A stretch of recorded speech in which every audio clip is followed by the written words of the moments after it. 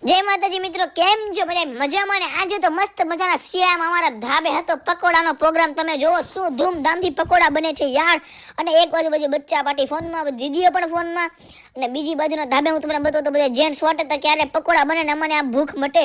કારણ કે આવા શિયાળામાં બધાને તડતડાથી ભૂખ લાગી હતી. એમ પકોડા બનતો તમે જોવો તો ખરી, મોઢામાં પાણી આવી જાય એવા તેલમાં નાખો પકોડા, અને મસ્ત મજાના પકોડા હતા. અને થોડીક જ વારમાં બચ્ચા પાર્ટી બેસી ગઈ જમવા. ને તમે જો તો ખરી, એક ઉપર એક પકોડા ધાબા મળ્યા. પછી અમે પણ થોડીક ધીમે ધીમે બાકાજી કે બોલાઈ નાખી.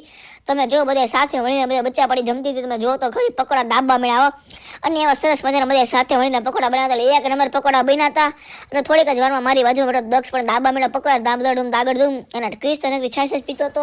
અને થોડીક વારમાં બધે જેન્ટ્સને પણ બેસી દીધો જમવા યાર. તમે જુઓ, જેન્ટ્સ પણ બધે બેસી ગયા જમવા.